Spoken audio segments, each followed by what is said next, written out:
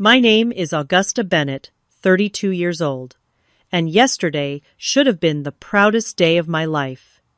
After years of saving every penny and countless sleepless nights, I finally opened my dream restaurant, Southern Comfort. I sent personalized invitations to every family member 3 weeks ago.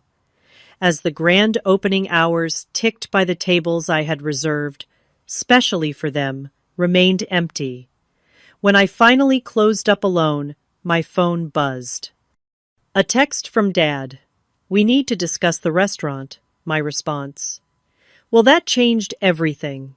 Before I continue, let me know where you are watching from, and subscribe if you want to hear how I finally stood up for myself. Growing up, I was always the one with flour on my face and recipe books scattered around my bedroom. My passion for cooking began when I was 7 years old, standing on a wooden stool in my Grandma Martha's kitchen, learning how to make her famous peach cobbler. The way her eyes lit up when I got it right for the first time ignited something inside me that never went away. I come from a family of 5. My father, Jack, is a successful businessman who built his empire from scratch. My mother, Diana, worked as a high school counselor before becoming a full-time homemaker.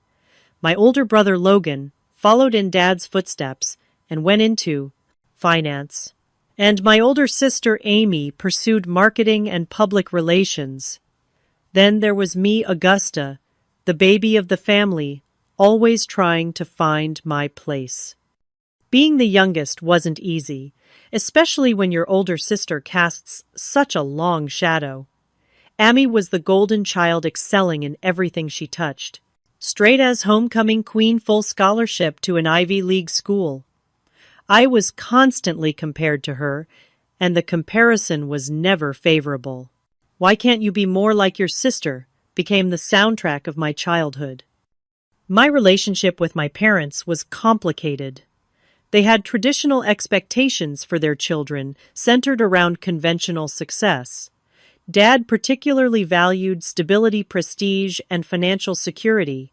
Mom was a bit more understanding, but she ultimately aligned with Dad's vision for our futures. Throughout high school, I worked part-time at Rosie's Diner, a local spot known for comfort food. I started as a dishwasher and eventually worked my way up to line cook. The kitchen became my sanctuary, the place where I truly felt alive. While my classmates were applying to prestigious universities, I was researching culinary schools. When I announced my decision to pursue culinary arts instead of a traditional 4-year degree, my father was furious. "Cooking is a hobby, not a career," he declared at our dining room table, his face turning red with anger. "No daughter of mine is going to waste her life flipping burgers." Dad's resistance wasn't just about prestige. I later learned that before building his business empire, he had opened a small restaurant in his 20s that failed spectacularly within a year. The experience had left him with a deep distrust of the food industry, seeing it as unstable and risky. But instead of sharing this wisdom with me, he simply tried to dictate my path. Mom stood somewhere in the middle, attempting to mediate our heated discussions. "Augusta, honey, we just want what's best for you," she would say, her eyes pleading. But when push came to shove, she always sided with Dad. "Your father knows about business. Listen to him." Despite their disapproval, I enrolled in the New England Culinary Institute. I didn't have my parents' financial support, so I cobbled together scholarships and worked multiple jobs. Those years were exhausting but exhilarating. For the first time, I was surrounded by people who shared my passion. After graduation, I spent 10 years working in various restaurants, learning every aspect of the business. I started as a pastry assistant, then moved to line cook, sous chef, and eventually executive chef at a respected farm-to-table restaurant in town. Each position taught me something valuable, but I always knew I wanted my own place. The financial struggle was real. Without family support, I had to save every penny. I lived in a tiny apartment, drove an old car that broke down regularly, and rarely took vacations. When friends from culinary schools started opening their own places with family backing, I tried not to feel bitter. During those years, I was fortunate to work under Chef Seth Morales, who became my mentor and biggest supporter. Seth saw something in me that my family never did. "You have a unique voice, Augusta," he told me after tasting my modern take on traditional Southern dishes. "One day you're going to tell your story through your own restaurant, and people will listen." Everything changed 3 years ago when Grandma Martha passed away. We had always been close bonded by our love of cooking and her unwavering belief in me. She was the one person in the family who truly supported my culinary dreams without reservation. 2 weeks after her funeral, I was called to the family lawyer's office. To everyone's surprise, Grandma had left me her life savings, a substantial sum she had carefully accumulated over decades. Her will specified that the money was to help Augusta pursue her dream of opening her own restaurant. The inheritance caused immediate tension in the family. Amy was particularly upset, feeling she deserved an equal share despite her already successful career. "Why does Augusta get special treatment?" she complained loudly at a family dinner. "She's not even doing anything important with her life." Dad was equally displeased, suggesting I invest the money in something more secure or let him manage it for me. But for once, I stood my ground. Grandma's final gift wasn't just money. It was permission to believe in myself. I made a silent promise at her grave. I would create something she would be proud of, a place that honored her legacy and my passion. With Grandma Martha's blessing in the form of her inheritance, I was finally ready to transform my lifelong dream into reality. Finding the perfect location for Southern comfort became my obsession. Over 6 months, I visited more than 20 potential spaces across the city.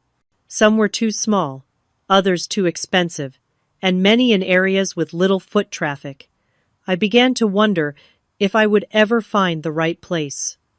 Then one rainy Tuesday, I stumbled upon an old building on Main Street. It had previously housed a bookstore that had closed down after 30 years. The space needed significant renovations, but the bones were good, and the location was ideal just 2 blocks from the downtown theater district.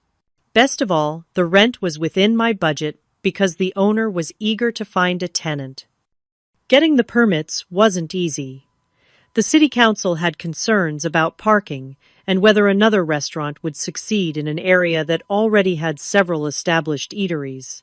I spent countless hours at city hall meetings presenting my business plan and arguing my case. I even organized a tasting for council members to showcase what Southern comfort would bring to the community. During this time, I also reached out to successful restaurant owners in the area. Most were surprisingly generous with their advice. Tony from the Italian place around the corner warned me about the seasonal fluctuations in business. Maria from the popular breakfast spot shared her vendor contacts. Their insights proved invaluable as I refined my plan. Once I secured the lease and permits, the real work began. I hired my college friend Rachel as the architect for the renovation. She understood my vision immediately, a space that honored traditional Southern hospitality while feeling contemporary and inviting. We designed an open kitchen so diners could see the cooking process, a cozy bar area with reclaimed wood, and a main dining room that felt both elegant and comfortable. The renovation process threw one challenge after another my way. We discovered structural issues that needed immediate attention. The electrical system was outdated and had to be completely rewired. The plumbing was a nightmare of rusted pipes and improper connections. Each new problem meant more time and money. My initial budget quickly proved inadequate. I had to take out an additional loan from the bank using Grandma's house, which I had inherited along with the money as collateral. Every night I fell asleep looking at spreadsheets, recalculating costs, and adjusting timelines. The stress was immense, but giving up was never an option. While the construction crew worked on the space, I focused on developing a menu that would stand out.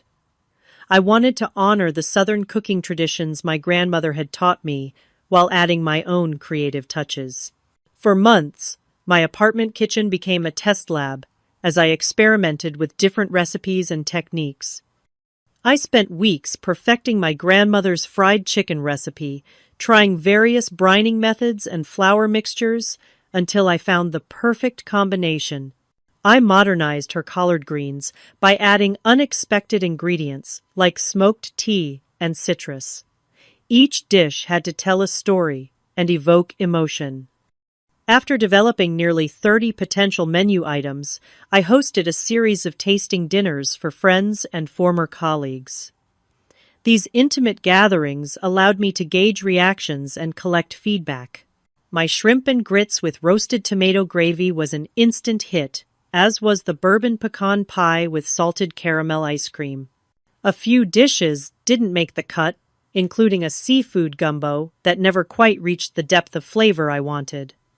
The feedback was overwhelmingly positive. Even my harshest critic, a food blogger friend who never sugarcoated her opinions, declared that my food had soul and sophistication in equal measure. This validation fueled me through the exhausting final months of preparation. Finding the right staff proved challenging. I needed people who not only had the necessary skills, but also shared my passion and understood my vision. The search for a head chef to work alongside me was particularly difficult. I interviewed 12 candidates before meeting Marcus, a young chef with impressive technical skills but limited experience.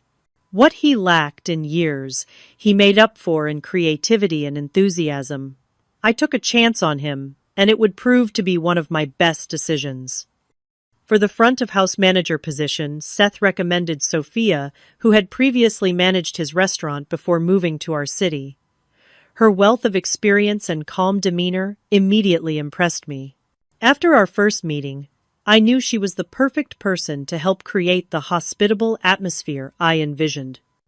The final 2 weeks before opening were dedicated to training the staff. I hired 8 servers, all young and eager, but with varying levels of experience. Sophia and I developed a comprehensive training program, covering everything from the history behind each dish to the proper way to open a wine bottle. We conducted role-playing scenarios, practiced handling difficult customers, and held multiple mock service runs. Meanwhile, I worked with a local design firm to create the restaurant's branding. The logo featured a stylized peach blossom honoring Grandma Martha's famous peach cobbler with the words "Southern Comfort" in an elegant but approachable font. We applied this branding to everything from menus and business cards to the sign above the door. Social media accounts were created, and a professional website was designed. I hired a photographer to take pictures of the space and the food for promotional materials. Press releases were sent to local food blogs, newspapers, and magazines, resulting in a small but encouraging buzz about the upcoming opening. As opening day approached, I meticulously planned every detail. The grand opening would feature a special tasting menu showcasing our signature dishes, complimentary champagne for guests, and live music from a local jazz trio. Everything had to be perfect. 3 weeks before the big day, I designed special invitations for my family members. Each card was personalized with a handwritten note expressing how much their presence would mean to me. For Dad's invitation, I wrote about how I had applied his business advice to my planning process. On Mom's, I mentioned how her support through the years had given me strength. I acknowledged Logan's financial guidance and thanked Amy for inspiring me to pursue excellence. Despite our complicated history, I genuinely wanted to reconcile with my family on this important occasion. I believed that seeing my passion come to life, might finally help them understand and accept my choices. I called Mom a week before the opening to confirm they were coming. "Of course we'll be there, sweetie," she assured me. "We're all very proud of what you're doing."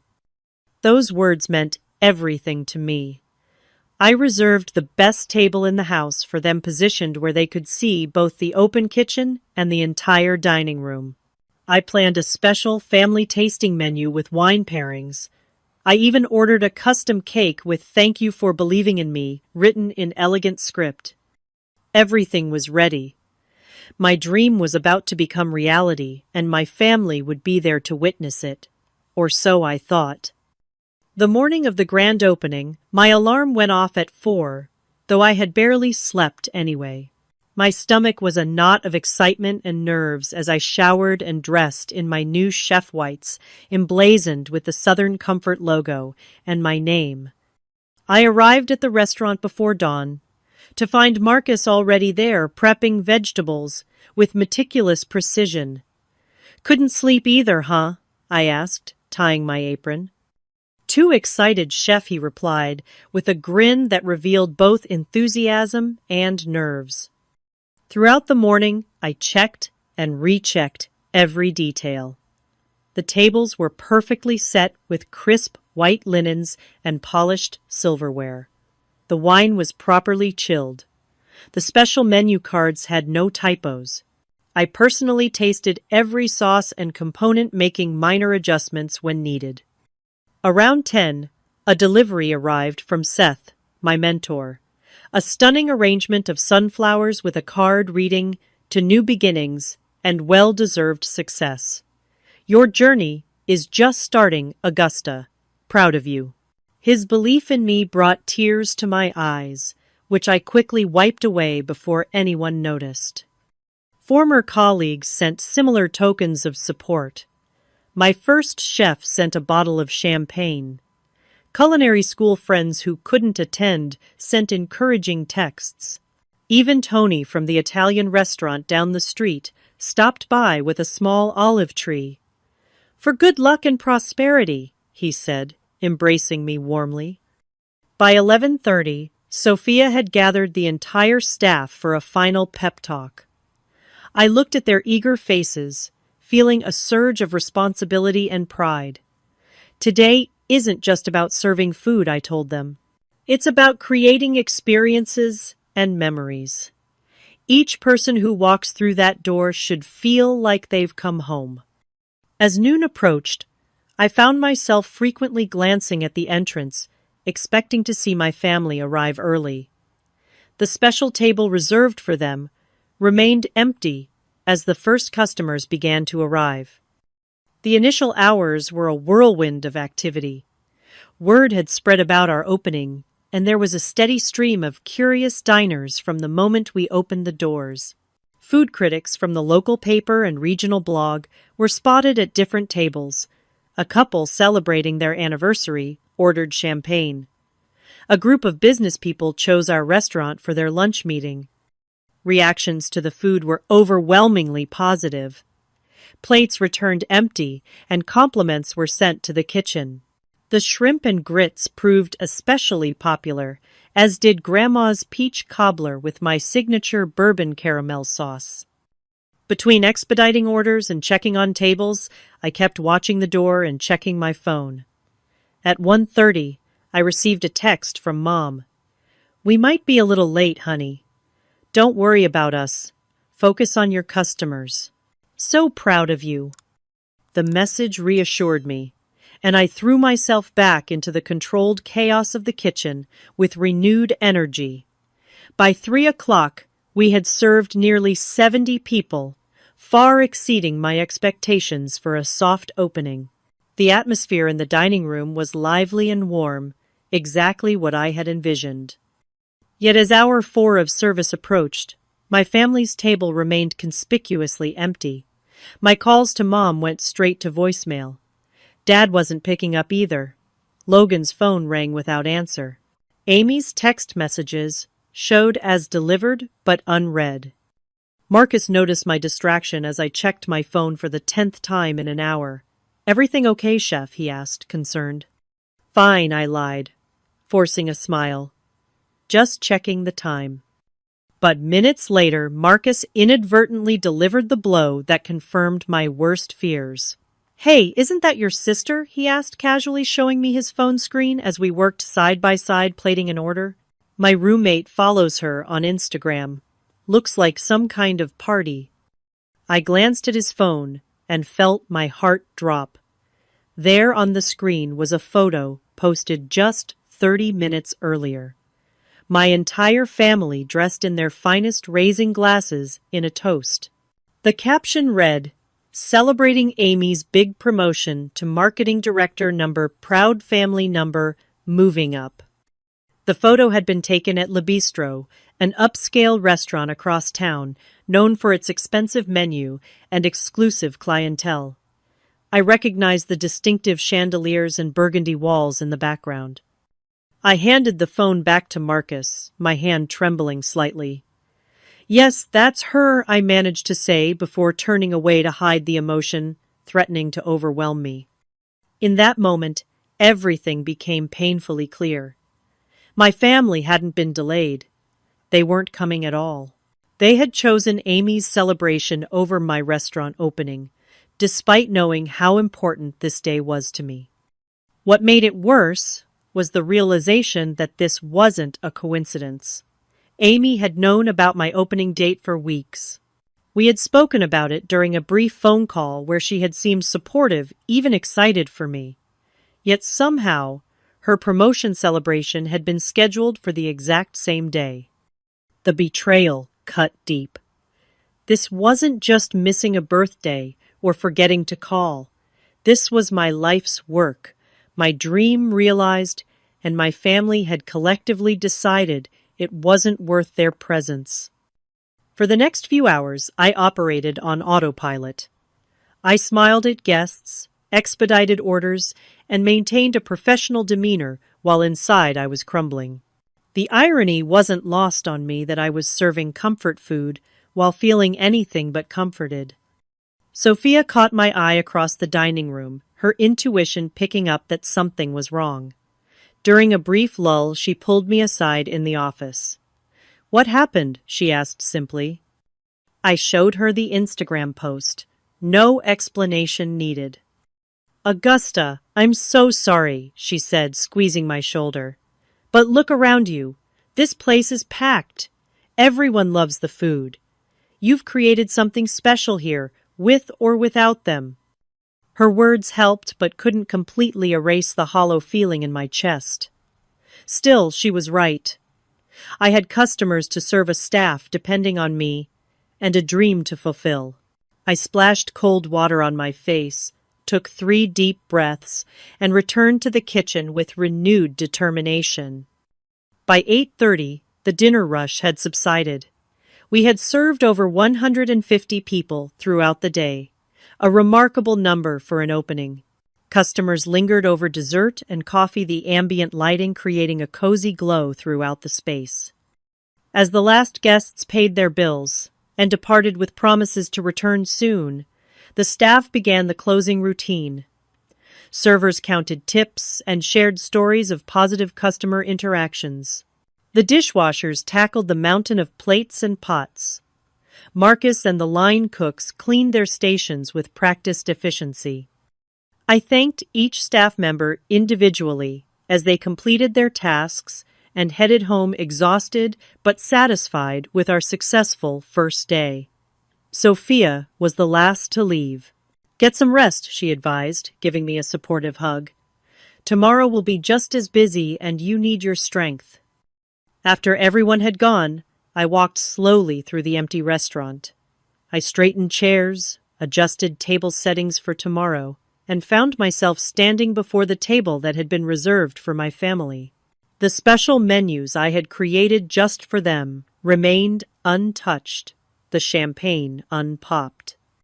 In the quiet of the empty space, surrounded by evidence of a successful opening but feeling utterly alone, I finally allowed myself a moment of grief.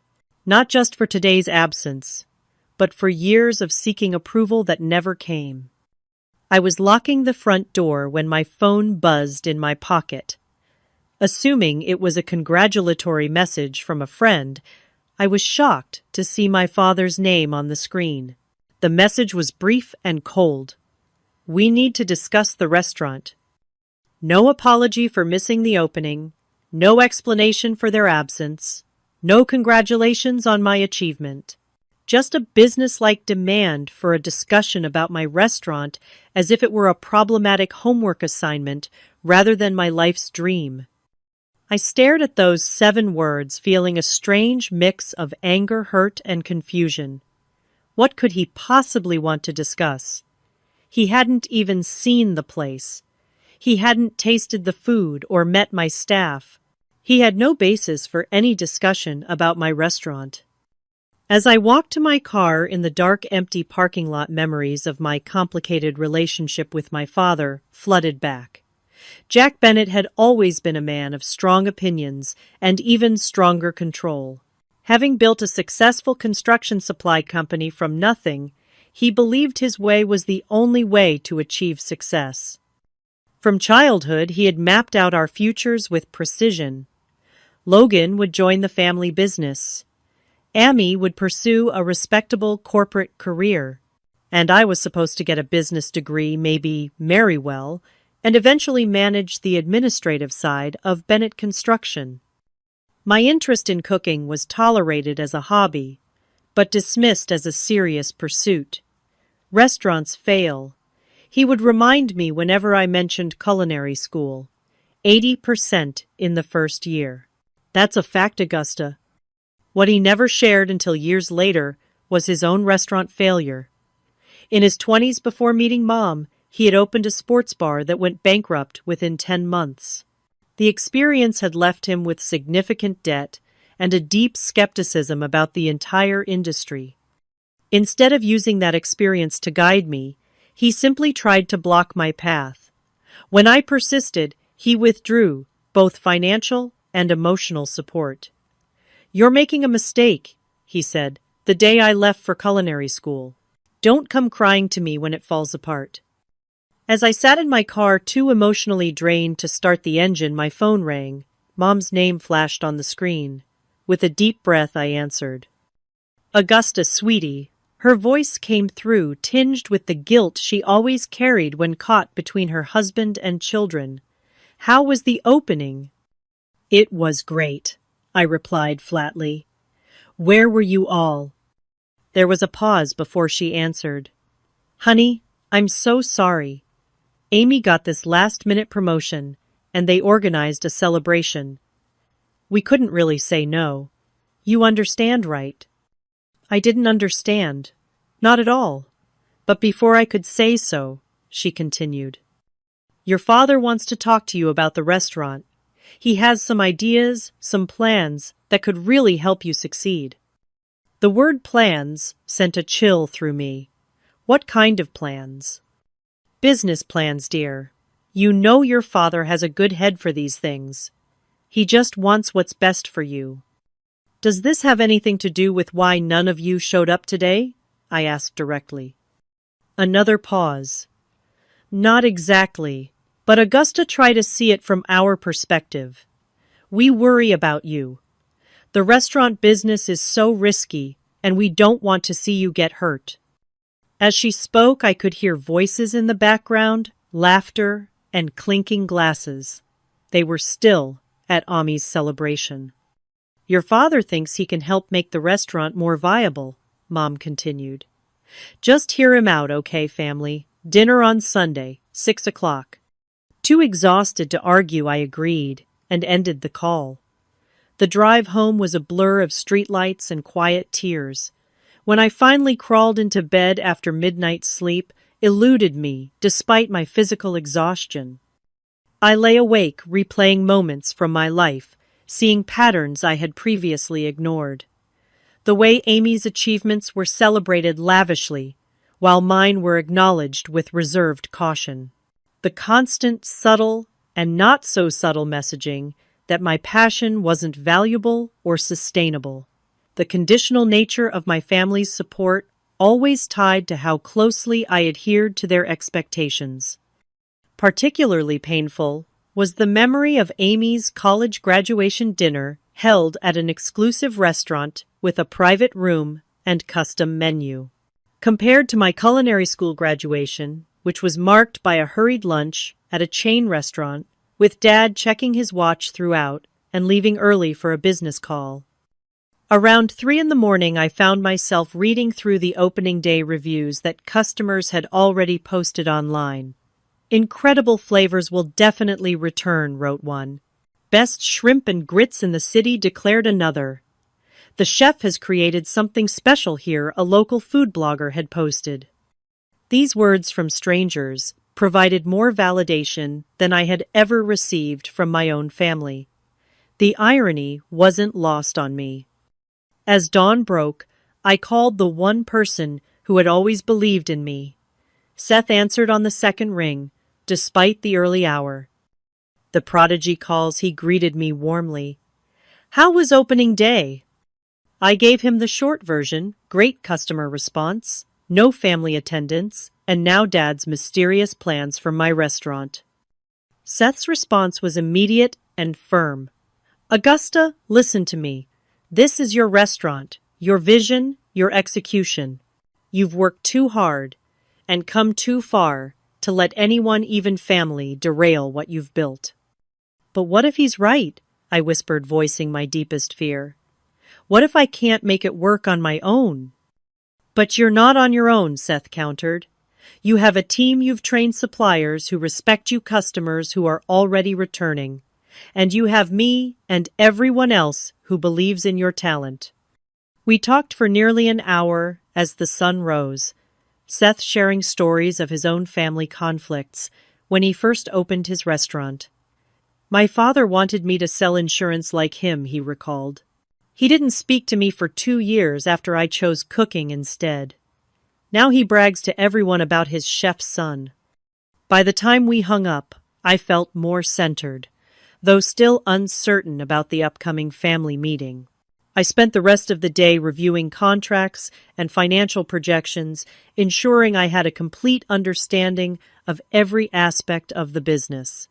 If Dad wanted to discuss the restaurant, I would be prepared with facts and figures. I also reached out to my lawyer to confirm that all ownership documents were in order. The restaurant was solely in my name, funded by Grandma's inheritance and my own savings, with the bank loans secured against property I owned. Legally, my family had no claim or control over Southern Comfort. Armed with this knowledge, I felt more confident about facing whatever plans my father had in mind. This was my dream, my creation, and while I valued family, I wouldn't sacrifice everything I'd worked for to appease them. Sunday approached with a sense of impending confrontation that left my stomach in knots. Whatever happened at that dinner would define my relationship with my family moving forward. I was prepared to listen, but also determined to stand my ground. Sunday evening arrived with ominous storm clouds gathering, mirroring my internal state as I drove to my parents' suburban home. The familiar 2-story colonial with its perfect landscaping had once represented security, but now felt like entering enemy territory. I parked behind Logan's sleek BMW and Amy's new Audi, evidence of their traditional success. Taking a deep breath, I approached the front door, a bottle of wine in hand, though I doubted we would be celebrating anything tonight. Mom answered, pulling me into a tight hug that felt more apologetic than welcoming. "Everyone's in the living room," she said, taking the wine with a grateful smile. "Dinner's almost ready." The scene in the living room could have been from any normal family gathering. Dad stood by the fireplace, drink in hand, discussing something with Logan. Amy sat on the couch, scrolling through her phone. It was as if the grand opening snub had never happened. "Augusta's here," Mom announced, and all eyes turned to me. Dad approached first, giving me a quick, formal hug. "Good to see you, sweetheart. How's business?" The casual question, as if he were inquiring about a hobby, rather than my life's work that he had deliberately missed, ignited a spark of anger I quickly suppressed. "Opening weekend was excellent," I replied evenly.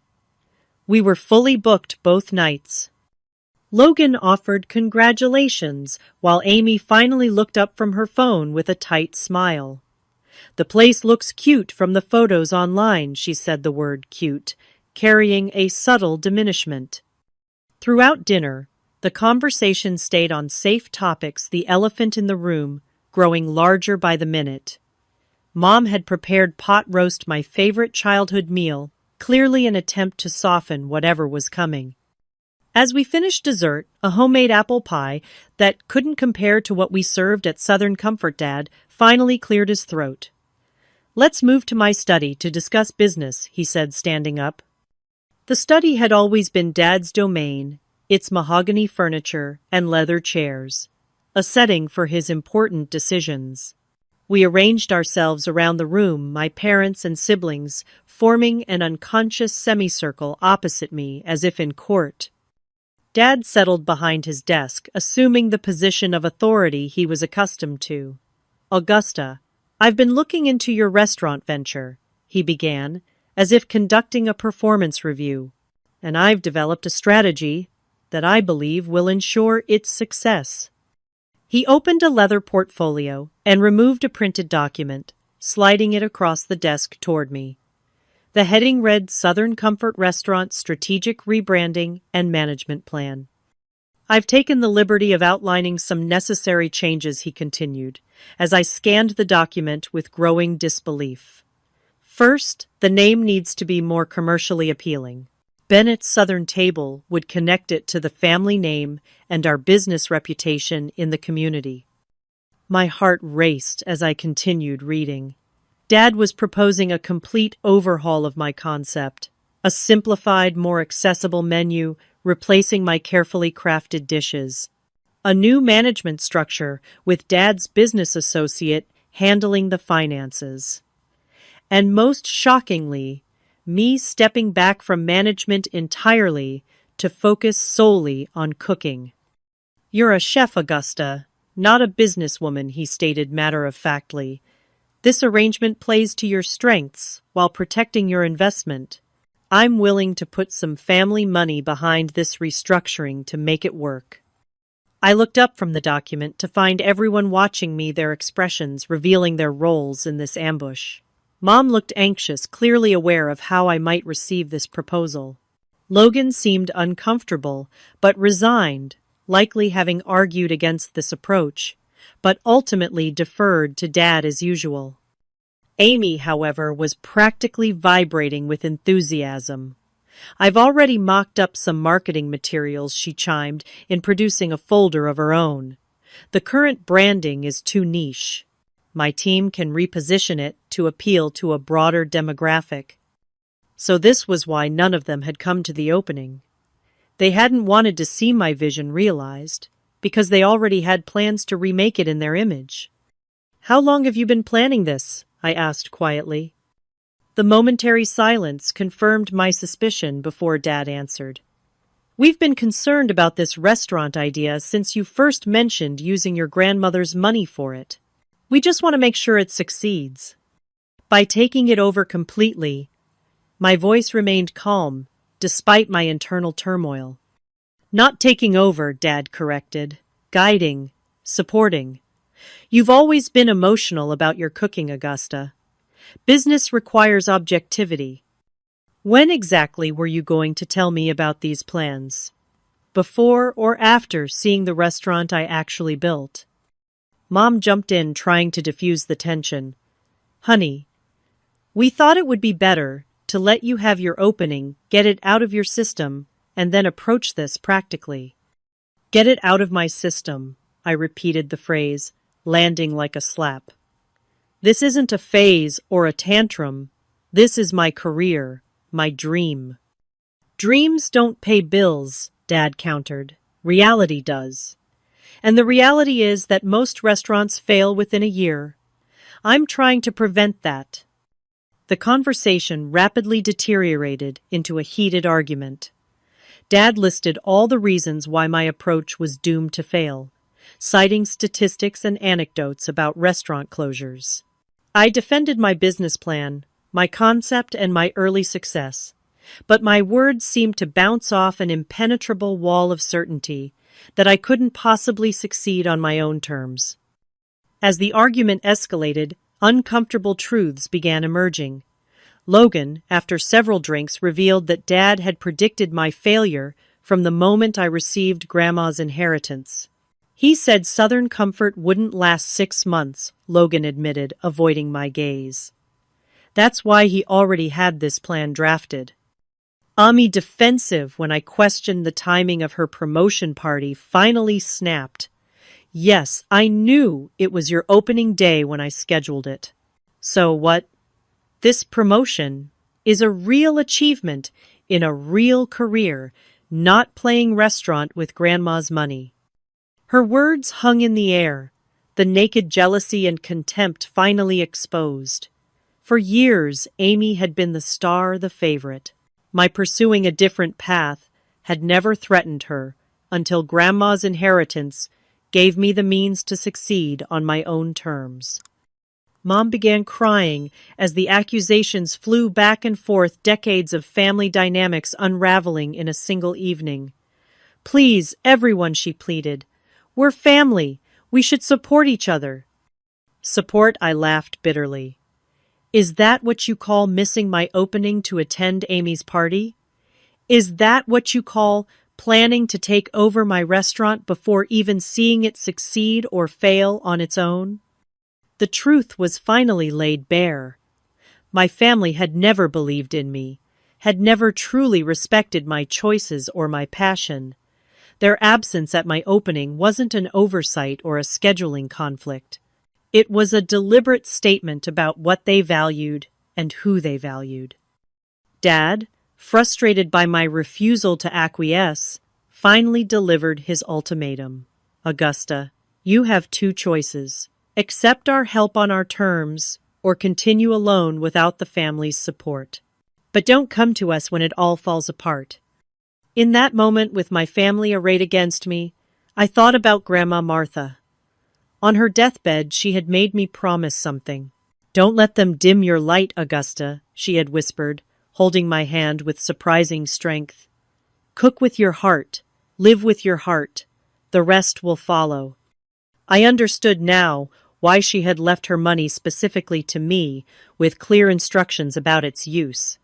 She had known exactly what would happen and had tried to protect my dream from the family's controlling influence.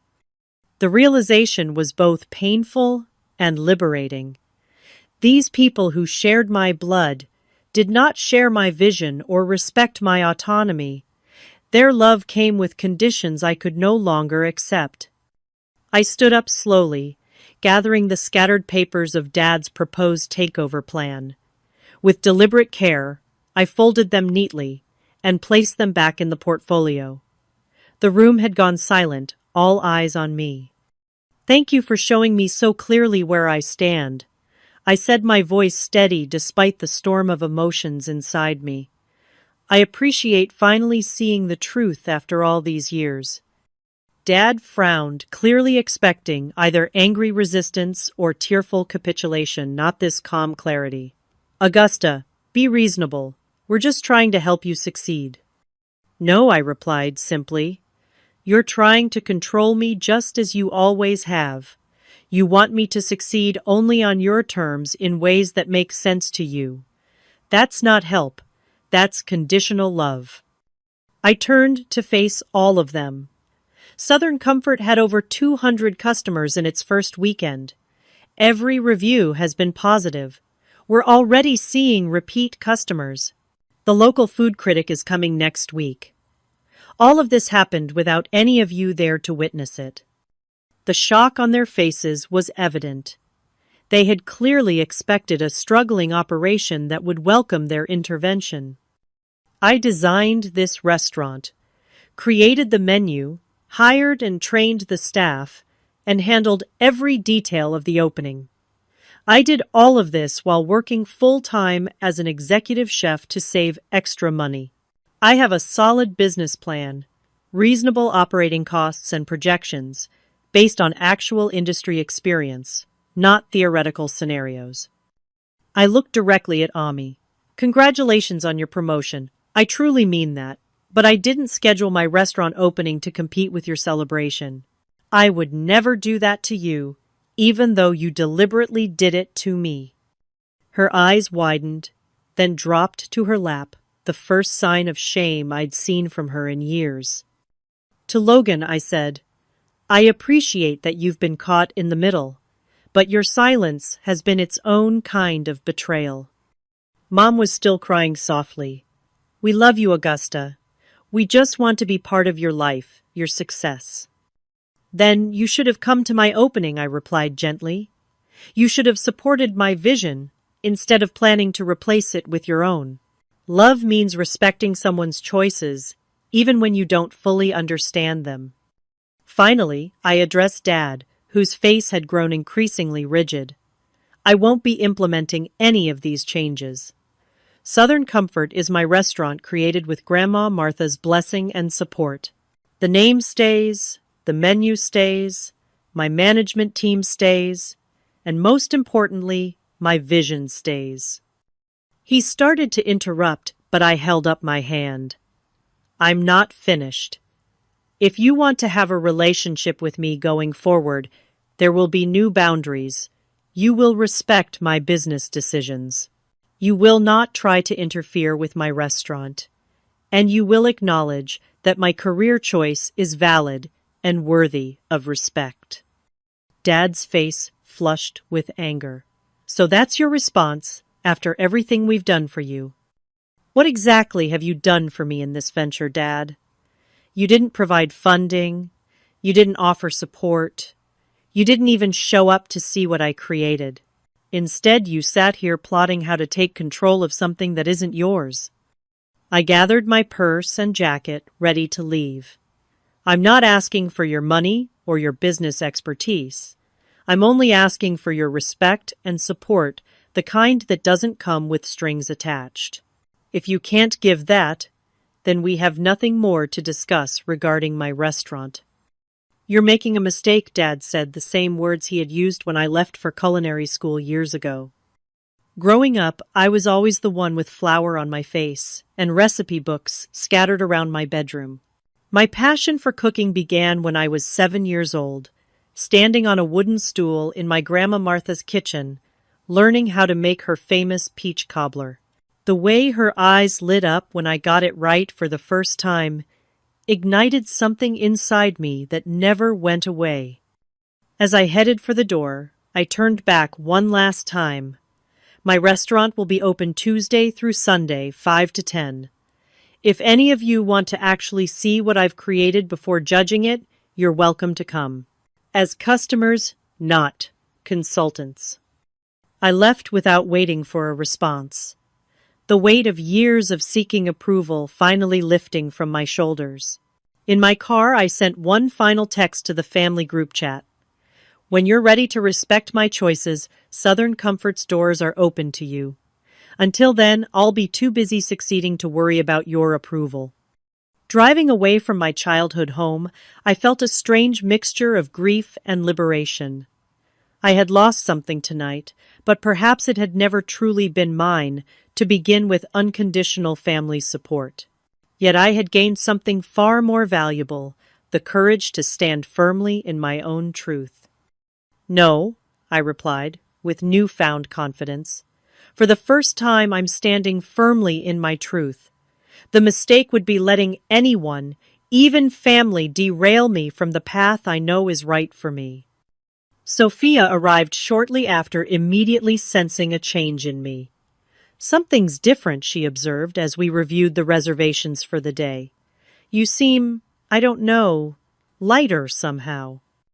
I am, I confirmed, sharing the highlights of the family confrontation. I finally stopped hoping for their approval and decided to approve of myself. She nodded approvingly. About time. Now let's show them what they're missing by having the best restaurant in town. That day, I cooked with a freedom I had never experienced before. Each dish that left my kitchen represented my unique vision, untainted by compromise or the weight of others' expectations. The customers responded to this authenticity, many of them requesting to meet the chef to express their appreciation personally. By the end of the week, Southern Comfort had developed a small but devoted following. We received a glowing review from the local food critic, who praised our soulful yet sophisticated approach to Southern classics and described the atmosphere as genuinely welcoming. The staff seemed to sense the shift in my leadership as well. Without the shadow of family disapproval hanging over me, I became more confident in my decisions, more open to creative collaboration, and more present in every aspect of the restaurant. One evening, as I walked through the dining room greeting guests, I overheard a customer say to her companion, "You can taste the love in this food. That's what makes it special." In that moment, I knew Grandma Martha would be proud. I was cooking with my heart just as she had taught me. The rest, as she promised, was following. 3 months after the grand opening, Southern Comfort had established itself as a notable presence in the local dining scene. Our reservation book was consistently full, especially on weekends. The local newspaper had named us Best New Restaurant in their annual dining awards, with specific mention of our modern interpretations of classic Southern dishes. The success allowed me to expand our staff, hiring 2 more line cooks and additional servers to handle the growing demand. We also launched a small catering operation for private events, which quickly became popular for business lunches and intimate celebrations. What surprised me most wasn't the business success, but the personal transformation I had undergone. The confident chef who now ran Southern Comfort was a far cry from the woman who had spent years seeking her family's approval. I moved through the restaurant with authority and purpose, making decisions without second-guessing myself or wondering what my father would think. This newfound confidence extended beyond the kitchen. I had begun speaking at local business events about women entrepreneurs in the restaurant industry. I mentored young cooks through a community college program. I even started writing a cookbook featuring the stories behind our most popular dishes. Perhaps most significant was the family I had created within the restaurant's walls. Sophia had become not just my manager, but a trusted friend and confidant. Marcus had grown from an uncertain young chef to a creative force in the kitchen, his talents flourishing under supportive guidance. The entire staff operated as a cohesive unit, supporting each other through busy services and celebrating victories together. Seth visited frequently, proudly telling other diners he had mentored me back when she was just starting out. His support had never wavered, and I made sure he always had the best table in the house and special dishes not available on the regular menu. My relationship with my biological family evolved slowly over those 3 months. Mom was the first to reach out visiting the restaurant alone one Tuesday evening, 2 weeks after our confrontation. She sat at the bar, ordered the special, and waited nervously until I emerged from the kitchen. "This is wonderful, Augusta," she said, genuinely impressed after tasting my roasted duck with cherry bourbon sauce. "I had no idea you could create something like this." That first visit opened a door to healing. Mom began coming regularly sometimes, bringing friends always proud to introduce me as the owner and chef. Through her, I learned that my stand against Dad's control had created ripples in their marriage. For perhaps the first time, she was asserting herself more, questioning decisions she would have previously accepted without comment. Logan and his wife became regular customers as well, often bringing business associates to impress them with his connection to the hot new restaurant in town. Our relationship remained somewhat distant but respectful, both of us acknowledging the years of complicated family dynamics that had positioned us as competitors rather than allies. Amy maintained her distance, the longest, her pride wounded by my refusal to follow the family pattern of deferring to Dad's authority. But eventually, curiosity won out. She arrived unannounced one evening, sitting alone at a corner table.